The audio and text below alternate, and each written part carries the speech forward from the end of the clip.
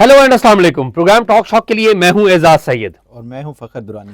हम दोनों आज आपको मालूमात देंगे तीन अहम इश्यूज के ऊपर। सबसे पहले हम बात करेंगे कि मतियुल्लाह जान केस के बारे में क्या अपडेट है, और मतियुल्लाह जान के बारे में काफ़ी सारी कंट्रोवर्सीज भी हैं जो चलाई जा रही हैं, एक कैंपेन चलाई जा रही है, उसके ऊपर भी थोड़ी सी गुफ्तगू करेंगे और बैकग्राउंड थोड़ा सा बताएंगे आपको जो आपके लिए नई मालूमात होंगी। दूसरे नंबर पर हम बात करेंगे पाकिस्तान तहरीक इंसाफ के बारे में। क्या पाकिस्तान तहरीक इंसाफ जो है उस पर पाबंदी लगाई जा रही है, और इसी के साथ जुड़ा हुआ यानी कि मतियुल्लाह जान और पाकिस्तान तहरीक इंसाफ के साथ जुड़ा हुआ एक और मामला है कि जो एहतजाज हुआ था, जो धरना यहां पर हुआ था 27 नवंबर को, जो ऑपरेशन धरने के ऊपर किया गया, उसमें लाशें एक्चुअली कितनी गिरी थी, नंबर ओरिजिनल नंबर क्या है। फखर, क्या हाल है आपके? शाजी अल्लाह का शुक्र। आप यार मैं तो बिल्कुल ठीक हूँ। एक तो आज बड़े प्यारे लग रहे हैं आप, और दूसरा आप एक लंबी छुट्टी काट के आए हैं। शाजी मेरे साथ ये दूसरी दफ़ा हो रहा है। मैं जब भी छुट्टी पे जाता हूँ पीटीआई वाले पीछे से एहतजाज शुरू कर देते हैं और रास्ते बंद हो जाते हैं। नहीं, आप मुझे लगता है पीटीआई से मिले हुए हैं। आप जाते हैं, आप कहते हैं कि जी पीटीआई जो है ना पीछे से एहतजाज शुरू कर दे। मुझे शिकवा करना पड़ेगा। शिकवा या मेरे ख्याल में आप अंदर से तो खुश हैं कि आप जो है कुछ काम नहीं कर रहे, आराम से छुट्टी फैमिली के साथ। लैया ठीक है? बिल्कुल ठीक है। अच्छा ये बताएं, मैं माफ़ी चाहता हूँ, लैया से बंदे निकले थे? शाहजी मैं खुद गया उस दिन 24 को ना, जिस दिन एहतजाज की कॉल थी। मैंने कहा अपना शहर ज़रा देखूं कि यहाँ पे भी पंजाब में क्या रिस्पांस आ रहा है। लैया में आपको पता है कि पीटीआई 2 एमएनएस और 4 एमपीएस, ये 6 की 6 जो सीटें हैं वो पीटीआई जीती है वहाँ से। लैया से कोई दूसरी जमात ने नहीं जीती। तो होना ये चाहिए था कि वहाँ पे लोगों को निकलना चाहिए था। लैया का एक मशहूर जगह है वहाँ पे टीडीए चौक, वहाँ पे ही कोई प्रोटेस्ट वगैरह होते हैं या जितना भी कोई गैदरिंग इस तरह की हो तो वहाँ पे होती है। मैं वहाँ पे गया। पुलिस ने भी बाकायदा तैयारी की हुई थी और कोई 100-150 के करीब पुलिस के जो लोग थे वो बैठे हुए थे, लेकिन कोई एक बंदा एहतजाज के लिए नहीं निकला। और ये मेरे लिए भी बड़ा हैरान कुन था ख़ास तौर के ऊपर कि ये एहतजाज में पीटीआई ने कॉल दी हुई है, यहाँ से सारे इलेक्टेड हैं एमपीएस और एमएनएस, लेकिन कोई बंदा नहीं निकला। तो शाहजी ये लैया से तो ये हो गया, लेकिन आपने यहाँ पे इस्लामाबाद में बड़ी बड़ी जो है ये ऑपरेशन करा दिए, और फिर हमारे जो कलीग हैं, साथी हैं, मतियुल्लाह जान, उनकी गिरफ़्तारी होगी। पहले तो मुझे ये बताएं कि मतियुल्लाह जान की गिरफ़्तारी की जिस तरह एक इम्प्रेशन दिया जा रहा है ख़ास तौर के ऊपर कि मतियुल्लाह जान को ये जो डेड बॉडीज़ के काउंट के हवाले से रोकने के लिए कि उसको गिरफ़्तार किया गया, असल वजह ये है या कुछ और है? मेरे ख्याल में असल वजह ये नहीं है।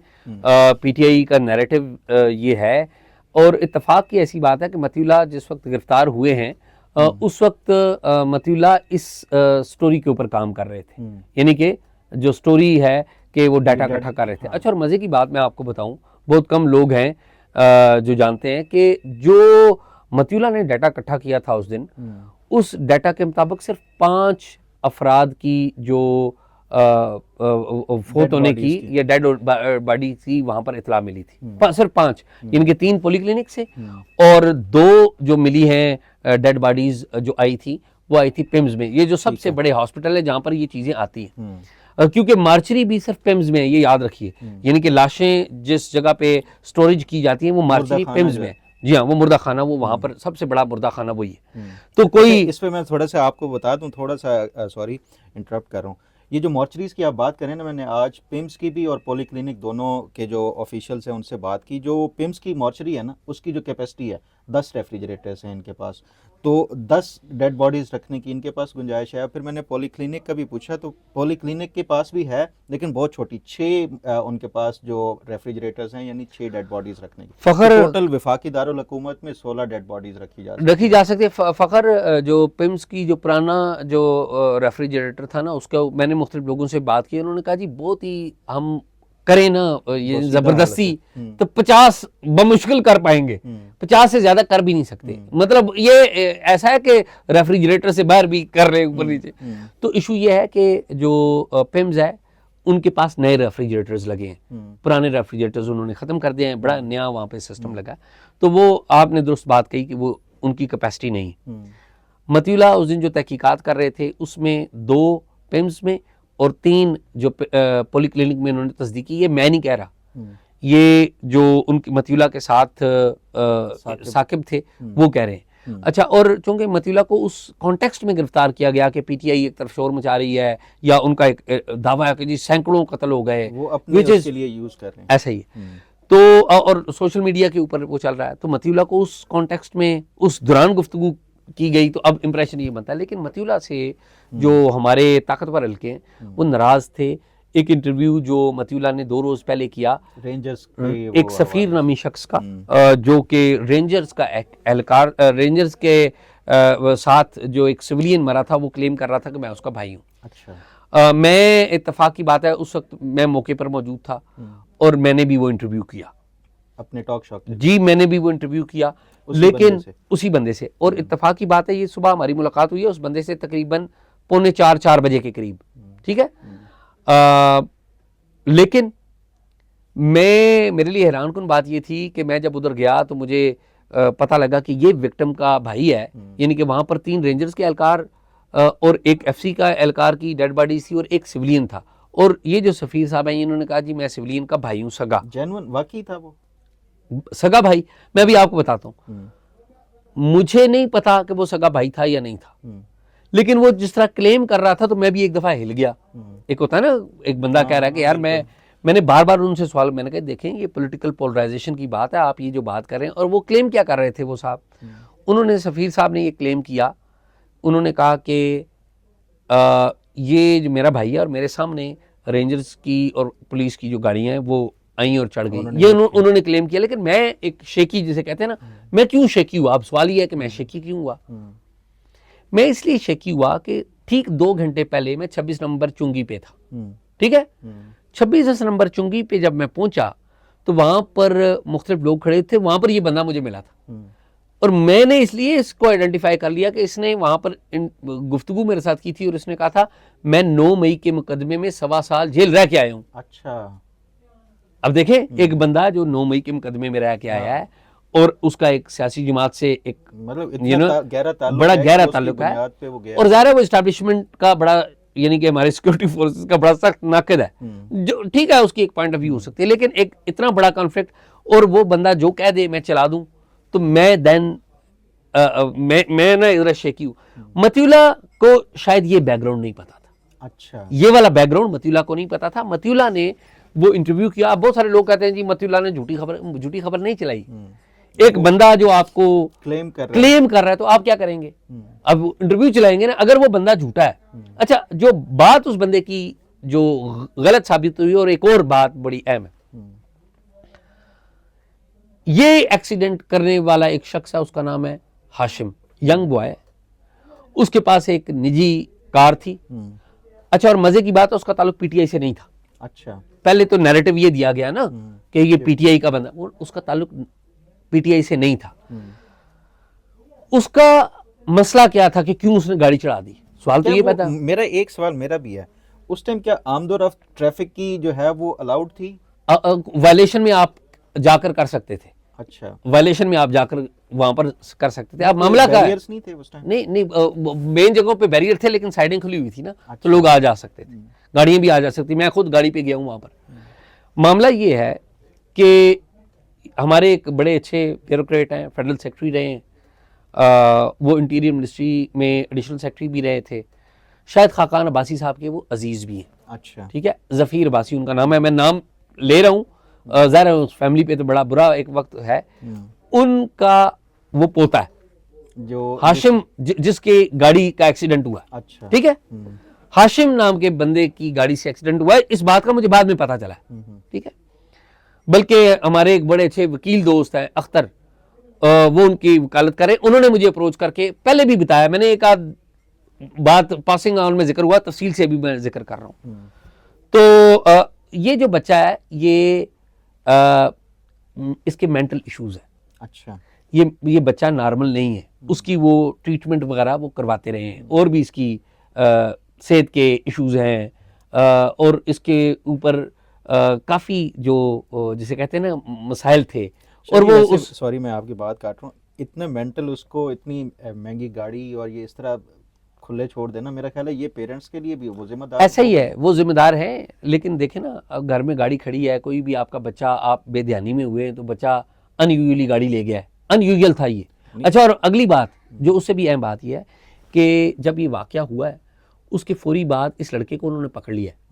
एज पर टुडे मुझे नहीं पता उसको रिकॉर्ड पे लाए हैं या नहीं, लेकिन बाद में हमारी इंटेलिजेंस के लोग गए हैं इनके घर पे, हाशिम के घर पे गए हैं, उन्होंने तस्दीक किया कि इसका ताल्लुक पीटीआई से तो नहीं, वो पीटीआई से ताल्लुक नहीं है उस बच्चे का, वो नोन है कि वो है। अब ये नलायकी इनकी भी देखिए ना कि वो बंदा कह रहा है कि मैं रेंजर्स ने देखिए, एक बंदा मिल गया आपको और वो बंदा एडमिट भी कर रहा है, जाहिर है उससे हुई है, उसके घर वाले बता रहे हैं यार, उसके लॉयर ने बताया कि यार ये बच्चा मेंटली उसके मसाइल हैं, उसके ड्रग का भी कोई इशू रहा है, ठीक है, तो वो रिहैब में रहा है, उसके डॉक्यूमेंट्स मौजूद है, रिकॉर्ड मौजूद है, अभी पिछले माह से भी वो आया वहाँ पे, उसकी ट्रीटमेंट हो रही थी। ये लड़के को रिकॉर्ड पे आप नहीं लाए। अब मतीउल्लाह को एक बंदा मिला है, उसने उसका इंटरव्यू कर दिया, उसने उसकी स्टोरी को ओन कर लिया। ओन क्यों कर लिया? क्योंकि उसको बैकग्राउंड नहीं पता। मती ने वो स्टोरी चला दी, मुझे बैकग्राउंड पता था, बाद में मेरी मती से बात भी हुई, मैंने कहा मती मैं इस बंदे को जानता हूँ, ये तो ये है। अच्छा, मती ने जो रिकॉर्डिंग, ये मशकूक बंदा है, मैंने कहा ये पीटीआई का है, इसका हो सकता है कोई कॉन्फ्लिक्ट हो, हमें तस्दीक कर रहे हैं। तो मती ने कहा मुझे वो वीडियो दे दो। मैंने कहा यार वो मेरे पास, मैंने वीडियो पे नहीं इससे बात की हुई, इसने खुद मुझे बताया था, और जो मैंने इंटरव्यू किया था मैंने तो क्रॉस क्वेश्चन किया था। अब मामला ये हुआ कि मती ने वो स्टोरी चला दी, मती ने डिसऑनेस्टी में वो स्टोरी नहीं चलाई।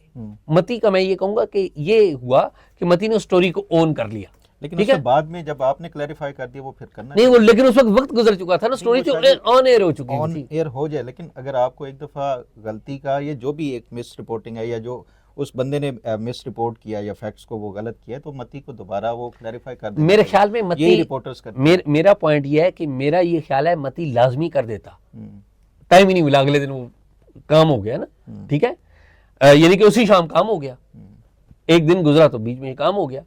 तो मेरा ये मती के ऊपर फिर अगला काम ये हुआ। अच्छा, मैं अब इसमें ना एक बताता हूँ आपको, गलत काम क्या गवर्नमेंट ने वर्तर भी, अगर फर्ज कर लें वो बंदा झूठा है, अगर फर्ज करें उस बंदे ने, सफीर ने झूठ बोला है, फर्ज करें कि झूठ बोला है, तो आप उसको सामने ले आए। अब सफीर नहीं मिल रहा, अच्छा ठीक है, मुझे नहीं पता वो किधर है, मेरे पास उसका नंबर नहीं है, मती के पास था उसका नंबर, सामने आ जाए, ठीक है, अगर उसका जनाजा है तो वो सामने आ जाना चाहिए, एक बात। दूसरी बात यह है कि वो हाशिम तो आपके पास मौजूद है ना, जिसकी गाड़ी से एक्सीडेंट हो, उसकी वीडियो भी आप कहते हैं, आप कुछ लोगों को, हमारे इंटेलिजेंस के लोगों ने वो लीक भी की है, और भाई आप उनको सामने ले आए। फिर आप मती के ऊपर दहशतगर्दी का मुकदमा डाल रहे हो, नशे का मुकदमा डाल रहे हैं, मेरे ख्याल में नशा आपने खुद किया हुआ है।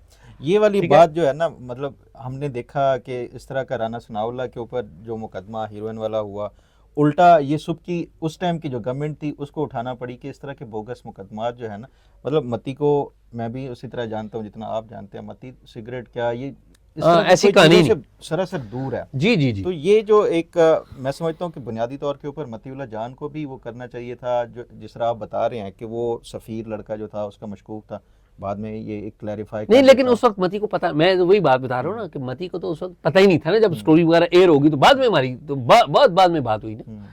अच्छा, अगली बात भी, तो अगली आप बात ये भी समझते हैं वो रेंजर्स वाली असल स्टोरी थी जिसकी बुनियाद के ऊपर मतीउल्लाह मेरा मुझे लगता ही है। अच्छा, और आपस की बात है, मती को भी ये लगता है। अच्छा, उसकी वजह यह है कि साकिब बता रहा था मुझे कि मती, क्योंकि आखिरी वक्त में साकिब था, तो मती भी कह रहा था कि यार ये रेंजर्स वाली स्टोरी पे मुझे लगता है कि कोई प्रॉब्लम ना हो, रिएक्शन ना आए। अच्छा, आप जिन्होंने रिएक्शन दिया है, बंदा उनको कोई समझाए, ज़ाहिर है आप ताकत के नशे में होते हैं, आपको समझ नहीं आती बात। भाई अगर फर्ज करें कि वो गलत इंटरव्यू हो गया है या एक बंदे ने गलत क्लेम कर दिया है, आप अपना बंदा भेजें, आप मती को कहें कि ये असल कहानी है और हमारे बंदे का इंटरव्यू। हाँ बिल्कुल। और मैं अब आपको बताऊं, मती ऐसा बंदा ही नहीं है जो ना करे। ये आप भी उसको जानते हैं, यानी मती आर्ग्यूमेंट कर लेगा आपसे, लेकिन आप उसे कहते नहीं यार तुम्हारी स्टोरी में ये गलत है, तो वो आपका पॉइंट ऑफ व्यू जरूर लेगा। वो अलग बात है, आपसे ग्रिल करेगा, आपको क्वेश्चन करेगा, वो अलग इशू है। तो इन्होंने ये काम नहीं किया। अच्छा, गवर्नमेंट को तरदीद जारी कर दी थी, वो नहीं गई, भाई ISPR जारी कर देती अगर रेंजर्स का मामला था। वैसे रेंजर्स वजारत दाखिला के अंडर है, ठीक है, तो आप वजीर दाखिला देखें जो कि खुद एक अखबार, खुद एक जर्नलिस्ट रहा है, एक TV चैनल का मालिक है, उसके अंडर ये काम हो रहा है, ठीक है। तो असल बात ये है, लेकिन ये जो भी जुल्म हुआ कि जो जिस तरह का, और फिर आप इस्लामाबाद पुलिस का काम देखें किस तरह डटाई से वो कर रहे हैं, और फिर आके जाके उनका प्रोसिक्यूटर देखें, वो जाके उसको डिफेंड कर रहा है सीना तान के यानी बड़ी, यानी कि इस बात पे अफसोसनाक बात है। तो अब क्या लेटेस्ट अपडेट है? लेटेस्ट अपडेट यह है कि इस्लामाबाद हाई कोर्ट ने 2 रुकनी बेंच ने जो मतीउल्लाह को फिजिकल रिमांड पे जज साहब ने, इंसदाद दहशतगर्दी के जज साहब ने दिया था, उसको फारग कर दिया। अब मतीउल्लाह जुडिशल कर दिया गया। अच्छा। तो अब वो जमानत में भी रिहा हो सकता है। ठीक है, तो गुड न्यूज़ ये है कि मतीउल्लाह की रिहाई जो है वो हम उम्मीद करते हैं कि वो हो जाएगी। अच्छा फ़खर, हम मतीउल्लाह पे तो बात कर रहे हैं, तो एक बात ना, पाकिस्तान मुस्लिम लीग नवाज के ट्विटर के अकाउंट्स हैं वो सारे मतीउल्लाह के खिलाफ कैंपेन कर रहे हैं, सारे के सारे। और जैसे कहते हैं ना, एक पार्टी पॉलिसी, इस्टेब्लिशमेंट की बी टीम, ये वो, आजकल तो नून लीग ही है ना, तो उसमें एक साहब हैं जिन्होंने बड़ा मुनासिब और बड़ा अच्छा बयान दिया है और वो खुल के सामने हैं। वो सेनेटर इरफान सिद्दीकी साहब हैं। We respect him. Last time मैंने थोड़ी सी उन पर तनकीद की थी। हमारे बड़े, हमारी ज़रा उम्र से भी बड़े हैं और मैं उन पर तनकीद का राइट इसलिए रखता हूँ कि जिन लोगों से आप एक्सपेक्ट करें ना, और जब वो हटें तो फिर ज़रा होता है, लेकिन उन्होंने, मैं कहता हूँ, बड़ेपन का मुजाहरा किया है। उन्होंने जो बातें की हैं मेरे ख्याल में वो सुन लें और फिर बात करते हैं। जी सुनाइए जी।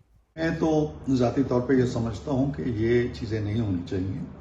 न तो ये चीज़ें किसी हुकूमत के लिए फ़ायदेमंद होती हैं, न हमारा ओवरऑल जो एक पॉलिटिकल डेमोक्रेटिक कल्चर होता है उसके लिए फ़ायदेमंद होती हैं। देखें, एक काम ऐसा जो किसी कानून के तहत या किसी कानून के दायरे में आते हुए जुर्म है, वो पार्लियामेंटेरियन करे, कोई आम आदमी करे, कोई सहाफ़ी करे, उसके तरीके हैं, कवानीन हैं, ज़ाब्ते हैं, उसके मुताबिक कार्रवाई करे। ये कि जी पकड़ लेना, कोई आइस का केस बना देना, कोई चेस्ट का केस बना देना, मनशियात का केस बना देना, मैं समझता हूँ कि ये नहीं होना चाहिए। मतीउल्लाह के साथ जो हुआ है, मैं बिल्कुल इसकी तायद नहीं करता हूँ, चाहे वो जिसके कहने पे हुआ है या जिस वजह से भी हुआ है, तो ये अफसोसनाक है। मैं इसलिए नहीं कि मेरा सहाफ़ी बरादरी से ताल्लुक़ है, मैं वैसे भी समझता हूँ कि ये PMLN के लिए, उसकी हुकूमत के लिए भी बायस फ़ख्र नहीं है। हम ये रवायतें हमारी हुकूमतों में नहीं रही हैं, ये PTI की रवायतें हैं, उन्हीं तक महदूद रहनी चाहिए। Welcome back. तो ये सारी कहानी है मेरे ख्याल में, ये मती के बात तो हो गई। तो खैर ये बात हो गई। शाह जी, ये डेड बॉडीज वाली बात चल रही है, चूंकि मती के, ठीक है, ऐसी तो बात। मुझे ये बताएं कि आपके पास क्या इन्फॉर्मेशन है, क्योंकि आप उस दिन जो ऑपरेशन था उसको भी वो कर रहे थे, ग्राउंड पे भी थे। कितनी आपके पास जो इन्फॉर्मेशन है डेड बॉडीज़ के हवाले से, ये जो PTI का प्रोपेगेंडा है, मुतज़ाद चल रही है, कोई 278 बता रहा है, कोई सैकड़ों बता रहा है, असल है क्या टोटल? अच्छा, वैसे मेरे पास जो इतला थी उस दिन हमने अपने प्रोग्राम में भी कही कि 5 की इतला थी और हम उसके ऊपर स्टैंड करते हैं। उनका नाम पता भी हम दे सकते हैं कि जो फैमिलीज आई। आज किसी से एक सिविल इंटेलिजेंस, आपको पता है इस्लामाबाद में कौन सबसे मजबूत इंटेलिजेंस है? स्पेशल ब्रांच और IB। स्पेशल ब्रांच बड़ी, आप उसको अंडर एस्टिमेट ना करें। तो किसी से मेरी मुलाकात हुई तो मुझे किसी ने बताया कि यार हमारे पास जो है ना, हमारे जो बंदों ने कलेक्ट किए वो 8 के करीब है। अच्छा, ठीक है, 8 के करीब है, लेकिन उसने कहा जी मैंने ओवर हर्ड किया, मुझे पूरी तफसील नहीं पता, लेकिन 8 के करीब मैंने सुनी है शायद। तो अगर उनकी भी बात मान लें, अब किसी फॉरेन पब्लिकेशन में छपा हुआ जी 17, अच्छा ये कह रहे हैं कि जी 20। भाई आप ये करें कि आप नाम पता लेके आए और वो वेरीफाई हो जाएगा कौन है। और ये जिसने भी 15, 20, 25, 28, 30 चलाई है, या जो कहता है उससे कह के नाम बताओ और जगह बताओ, जाके कंफर्म हो जाएगी। तो ये जो कहा जा रहा है ना कि सैकड़ों और बहुत सारे लोग, अच्छा आज मुझे जो भी बंदा मिल रहा था, सारे बंदे एक ही सवाल कर रहे, कितने बंदे मारे गए, कितने बंदे मारे गए। मैं आपको ये बात बता सकता हूँ कि 5 तो वो हैं जो मैंने खुद वेरीफाई किए हैं, और इत्तेफाक से मती जिस दिन वो डाटा इकट्ठा कर रहा था उसने भी 5 ही इकट्ठी की। अच्छा। उसे एक रात पहले हमने अपने प्रोग्राम में बता दिया हुआ था कि 5 है। चले हम ये कर लें कि फर्ज कर लो 8 है, चलो 3 और ऐड कर लेते हैं ना, क्योंकि ये मैं आपको बता रहा हूं 10 नहीं है। अच्छा, बंदा तो एक भी मरे तो यार इंसानी, लेकिन देखिए ना, 8 को 800 बताना, 200 बताना, 50 बताना, 20 बताना रॉन्ग है। 8 को 7 बताना भी गलत है, 8 को 2 बताना भी गलत है। जो वो कहते हैं ना, ह्यूमन लॉस है वो उतना बताना चाहिए। उसने कहा जो बढ़े या घटे तो सच ना रहे, बढ़े या घटे तो सच ना रहे, और आईना झूठ बोलता ही नहीं। ठीक है। तो शाह जी, मैंने भी इस हवाले से आज वो पता किया, जो KPK से रिलेटेड थी ना, ये जो डेथ टॉल है, जो टोटल 4 इस टाइम तक जो है वो आज के दिन तक 4 डेड बॉडीज जो है वो KPK के मुख्तलिफ अजला में गई। 2-4 सदा के थे जो वर्कर्स PTI के, वो उन्होंने अपनी जान की बाजी वो की, और उसके साथ साथ 2 और थे, एक शांगला का और एक मर्दान का। आज के दिन तक PTI की तरफ से एक डाटा भी कंपाइल हो रहा है, उसमें ये कंपाइल ये कर रहे हैं कि उनके वर्कर्स ये जो प्रोटेस्ट में गए वो मिसिंग कितने हैं। पेशावर का मैंने आज नंबर लिया 101, उन्होंने जो डाटा PTI के अपने जो इनर सर्कल्स हैं वो कंपाइल कर रहे थे, उसमें से 101 में से 47 जो है ना, वो कह रहे हैं कि उनके पास जो रिकॉर्ड है वो अरेस्ट किए गए हैं, और 53 का अभी वो कह रहे हैं, वेरीफाई कर रहे हैं कि आया वो अरेस्ट हुए हैं, वो इंजर्ड हैं, वो क्या हैं, उसका भी अभी वो कंपाइल कर रहे हैं, और बाकी अजला से जितने इनके वर्कर्स गए थे।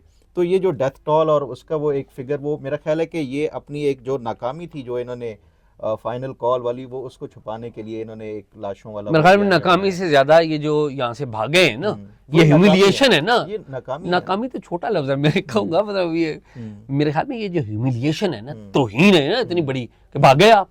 यानी कि बुशरा बीबी की भी तौहीन है कि लीडर भाग गए और वर्कर्स को ऐसे बेआसरा छोड़ नहीं। और बुशरा बीबी क्या कहती रही, आप देखे ना, बुशरा बीबी कहती रही, पठानों आप गैरतमंद हो, आखिरी दम तक साथ रहना। और जब ये बुशरा बीबी यहाँ से जा रही थी, लोग उनकी मिन्नतें कर रहे थे कि ना जाओ। चीफ मिनिस्टर खैबर पख्तूनख्वा की लोग मिन्नतें, कारकुन मिन्नतें, 30 के करीब कारकुन थे, वो गाड़ी से लटक के मिन्नतें कर रहे थे, आप ना जाएं, हम इधर आखिरी दम तक रहेंगे। भाग गए। अगर ये रहते तो मेरा ख्याल है कि वर्कर्स ना छोड़ते। वैसे मैं अब आपको बताऊं, अगर वो रात बुशरा बीबी और अली अमीन गंडापुर यहाँ पर रह जाते, अगले दिन 12 बजे सारी सूरत चेंज हो जाती। लोग पिंडी से भी आ जाने थे, लोग इस्लामाबाद से भी आ जाने थे, कि लोग जो है ना डरे हुए भी तो थे, नहीं मुकदमे होंगे, लोग आ जाने थे। फिर जुल्म इन्होंने ये किया कि इन्होंने कहा कि जी हम तो सीधे ही डी चौक पे बजेंगे, और भाई आप संजानी में बैठ जाते, वहां पर लोग क्राउड और इकट्ठा होता, आप अल्टीमेटम देते, आगे बढ़ते, आगे फिर मुज़ाकरात करते, फिर अपनी टर्म्स पे हो। ये इन्होंने कहा कि नहीं हम तो जो है ना ओवर कॉन्फिडेंट थे। तो खैर, और नहीं, और फिर तजर्बा भी नहीं था। बुशरा बीबी किसी को कुछ समझती भी नहीं है। जिस तरीके से उन्होंने पार्टी लीडरों की तौहीन किया, वो उसी तरह तौहीन, वो किसी पे ट्रस्ट नहीं करती। आपको याद है एक लीक कॉल हुई थी जिसमें किसी PTI के ओहदेदार के ये सर्जनिश कर रही थी कि ओहदेदार नहीं, वो घर में उनका मुलाजिम था, PTI का ही था। तो वो मेरा ख्याल है उसकी जो नेचर है बुशरा बीबी की, वो आमराना टाइप की है, कि वो असर्टिव किस्म की हैं वो शायद। तो शाह जी मुझे ये बताएं, ये PTI के ऊपर ये सारा कुछ तो हो गया, क्या हुकूमत कोई पाबंदी लगाने जा रही है? आपकी क्या फ़खर? 2 बातें। एक बात तो ये है कि बलूचिस्तान असम्बली, वहाँ पर करारदाद, पाकिस्तान पीपल्स पार्टी की गवर्नमेंट है वहाँ पे, वहाँ से करारदाद पास की गई है कि PTI पर पाबंदी आयद की जाए। Balochistan Assembly, Pakistan Peoples Party, Pakistan Muslim League नून की तरफ आते हैं। पंजाब असम्बली में शायद पेश नहीं हुई, जमा हो गई है। हाँ, मुस्लिम लीग नून ने क्या किया है कि उन्होंने पंजाब असम्बली में करारदाद जमा करार दी है, और शहबाज शरीफ साहब ने कह दिया है कि भाई बात ये है कि ये तो फितना वाली जमात है और इस पर तो पाबंदी लगानी चाहिए। वैसे आपस की बात है, शहबाज शरीफ नहीं बोल रहे, वो कहते हैं मैं नहीं बोलती, मेरे बीच मेरा यार बोलता। ठीक है, शहबाज शरीफ की जुबान नहीं है ये, कोई और, ये और सोच कुछ और है। शहबाज शरीफ की नहीं, वो तो आपके लीडर है, महबूब रहनुमा है ना। मेरे नहीं है शाह जी। नहीं, महबूब रहनुमा आजम है, एक ओहदा है, वो उसका जो है ना वो अपनी भी जबान हो सकती है। हाँ, ये हो सकता है कि वो किसी और की जबान। मैं तो वही तो कह रहा हूँ ना यार, मैं नहीं बोलती, मेरे बीच मेरा यार बोलता। समझा करे ना आप, मेरी बात तो नहीं कर रहे हैं यार। आज आपने नहीं शहबाज भाई को जो है ना। अच्छा, शहबाज शरीफ साहब ऐसे खुश होते होंगे आप जिस तरीके से। खैर, आई रिस्पेक्ट यू, और मुझे पता है आपका कोई उनसे ताल्लुक नहीं, दैट आई नो।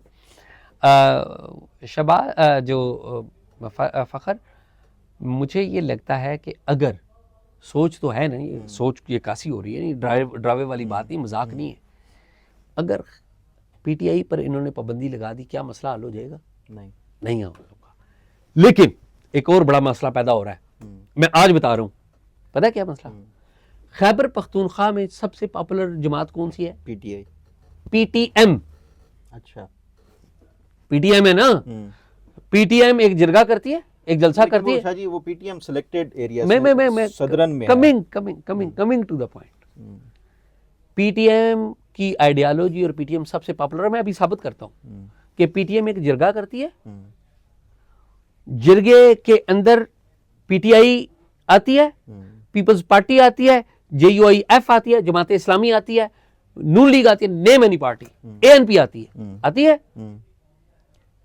तो जो कस्टोडियन है, एएनपी भी जरा देखे ना, वो किसको मानते हैं? पीटीएम को, मंजूर पश्तीन को। उस पर आपने क्या किया? पाबंदी लगा दी। अभी as per now that is a banned organization, जो कि लड़ाई झगड़े में नहीं है, वायलेंस में तो नहीं है ना। आपको तो उनके एक नारे से ही एतराज था ना, बाकी वायलेंस उन्होंने क्या किया? नहीं किया। और वो कहते हैं जी आप पीछे चले जाएं। अगर आप पीटीआई पर भी खैबर पख्तूनख्वा में पाबंदी लगा देते हैं तो क्या होगा? देखे ना, ये जो बुशरा बीबी लेके आई थी लोग, क्या ये जो लोग हैं ये पंजाब से आए थे? नहीं, पंजाब से तो निकले ही कोई नहीं। बुशरा बीबी बुला किसको रही थी? एतमाद किस पे कर रही थी? पश्तूनों पे कर रही थी। और बुशरा बीबी भी भाग गई और वज़ीर आला खैबर पख्तूनख्वा भी भाग गए। ऐसे ही है ना। ट्रस्ट किनका ब्रेक हुआ? पश्तूनों का। अच्छा, वो गए भी तो ज़ाहिर एक शेलिंग भी तो हुई ना, उसकी भी तो वजह थी। अगर आप पीटीआई पर भी पाबंदी लगा देते हैं तो मेरी एक बात रख लें, मैं नहीं ऐसी बात करना चाहता, आप खैबर पख्तूनख्वा को अपने से अलग कर रहे हैं, एक कदम और पीछे कर रहे हैं, जो कि जुल्म होगा, ज्यादती होगी। ये काम नहीं करें, ये इस मसले को हल करें। ये मसला है ना पाकिस्तान में, इस मसले को हल करने की जरूरत है। शाह जी वैसे अगर उसको आप पॉलिटिकल एक उसका वो एस्पेक्ट बता रहे हैं, अगर इसका लीगल भी देखा जाए ना, तो किसी भी सियासी जमात के ऊपर पाबंदी लगानी है तो दो तरीके हैं। एक तो वही शेड्यूल 4 वाला है, और दूसरा जो है वो आपको रेफरेंस फाइल करना पड़ेगा सुप्रीम कोर्ट में। सुप्रीम कोर्ट जो है उसका वो तयन करेगी कि क्या ये वाकई एंटी स्टेट और वो है या नहीं है। तो उस बुनियाद के ऊपर अगर देखा जाए तो मेरा ख्याल है कि ये मुश्किल हो जाएगा, क्योंकि 9 मई सबसे बड़ा एक इवेंट था। अगर उस वक्त ये नहीं कर सके पीटीआई के ऊपर पाबंदी, जाहिर बात है ये इन्होंने कैलकुलेट किया होगा, सारा कुछ देखा होगा, उसके बाद ही वो हुआ। तो इस बुनियाद के ऊपर भी मैं नहीं समझता कि ये पीटीआई के ऊपर कोई पाबंदी जो है ना वो, हाँ ये एक सियासी तौर के ऊपर नारा और डराने के लिए ये हमेशा से इस तरह के वो नारे चलते हैं, लेकिन प्रैक्टिकली इसका जो है ना वो पॉसिबल नहीं है मेरा ख्याल है। मुझे भी ऐसे ही लग रहा है। तो फ़ख्र आज यही है। नाज़रीन, प्रोग्राम आपने देखा, उम्मीद आपको पसंद आया होगा। प्रोग्राम के बारे में अपनी राय ज़रूर दीजिएगा। मुझे और फ़ख्र दुरानी को इजाज़त दीजिए।